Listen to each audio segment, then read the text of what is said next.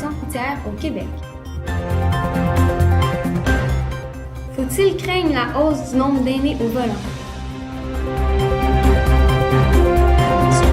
Au moment où les affaires de dopage continuent de monopoliser l'actualité à Pyeongchang, Alex Hervey s'attend néanmoins à disputer les Jeux olympiques les plus preuves de mémoire récente.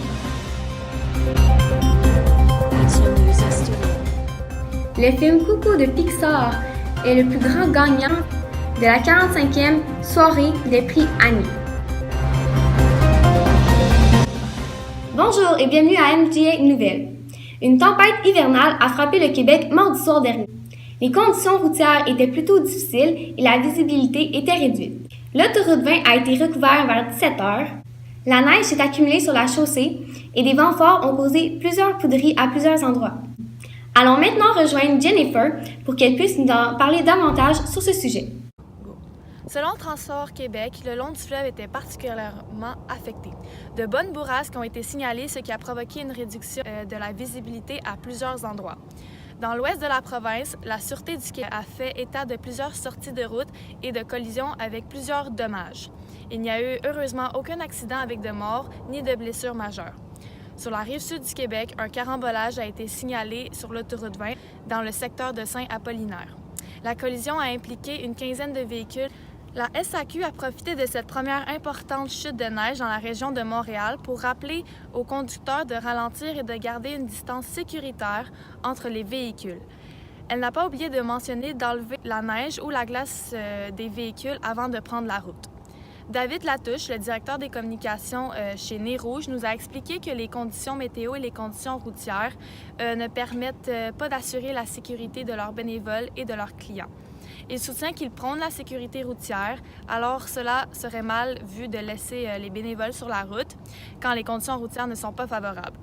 Dès le début de la journée, quelques écoles ont été fermées en raison de cette tempête majeure. Jusqu'à jeudi, Environnement Canada prévoit des précipitations allant de 15 à 50 cm selon les endroits. La neige sera particulièrement abondante dans les régions qui se trouvent dans l'est de la province. Ici en direct, Jennifer de MGA. Merci Jennifer pour cette intervention. Un jeune enfant âgé de 5 ans lutterait encore entre la vie et la mort suite à un accident de voiture dans lequel sa mère a également perdu la vie le 4 février dernier dans le coin du Saint-Laurent. Cela aurait été causé par des conducteurs âgés. Angela va nous en parler plus en détail au sujet du débat face aux dangers que causeraient les aînés au volant. Brigitte Moralia et son fils ont été écrasés par un automobiliste âgé de 90 ans. Nous ne savons pas encore la cause de cet accident. À cet instant, les principales hypothèses sont l'erreur humaine ou la distraction. Cela ne pourra pas mener à des accusations contre l'automobiliste. On ne sait pas encore si l'enquête se penchera sur l'âge du conducteur. Au courant des dernières années, plusieurs enquêtes sur des accidents provoqués par des automobilistes d'un certain âge ont recommandé des améliorations au dépistage par la SAQ des conducteurs qui peuvent être dangereux au volant en raison de leurs états de santé. Il y avait 8 430 conducteurs de 90 ans et plus sur les routes du Québec en 2016, soit 3 fois plus qu'il y a 10 ans. Leur nombre va continuer d'augmenter de façon exponentielle, ce qui fait de cette question un enjeu majeur de sécurité routière. À partir de 75 ans, les automobilistes doivent se soumettre à un examen médical et un examen visuel pour conserver leur droit de conduire. Si leur état de santé risque de nuire à leur capacité à prendre le volant, la SAQ peut leur retirer leur permis ou leur imposer des conditions.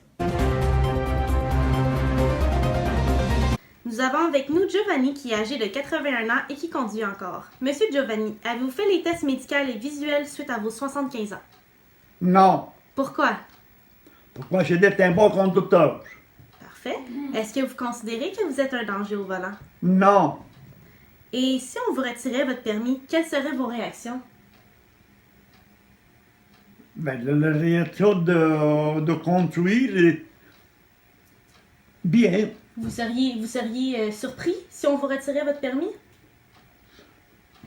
Ben, ça dépend de quoi. Certains, quelqu'un qui va ôter les permis, il va être un petit peu dessus. C'est sûr.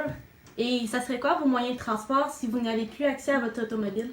Ben, avec les moyens, avec un taxi ou avec des amis. Des amis? L'autobus serait une option? L'autobus, ou par exemple un bicycle à pédale. Merci Giovanni. C'est tout. On tente toujours de convaincre les conducteurs plus âgés de se préparer au jour où ils ne pourront plus conduire. Les gens doivent avoir d'autres moyens, comme le transport en commun et le covoiturage, et comprendre aussi qu'ils ne pourront plus se déplacer. Ici Angela en direct de MGA.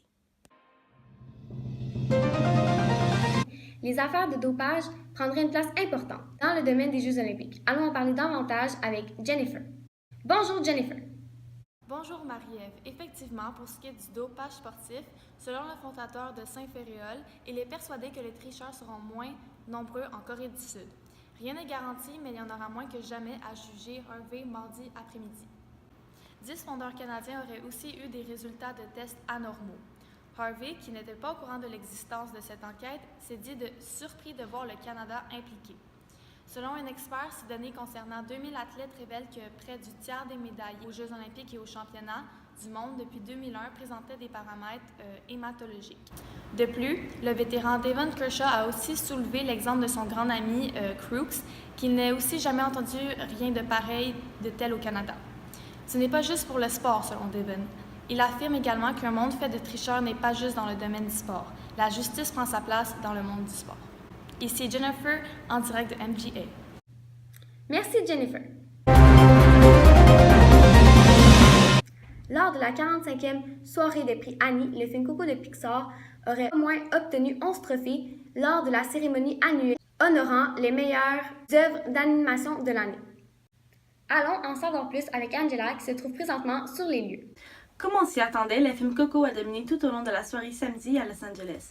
Il a reçu le prix du meilleur film d'animation et a été récompensé pour sa réalisation, sa musique, son scénario, la voix d'Anthony Gonzalez, ses effets spéciaux et l'animation de ses personnages. Ces récompenses ne font que solidifier la position de favori de Coco en vue des Oscars. Ici Angela en direct de MGA.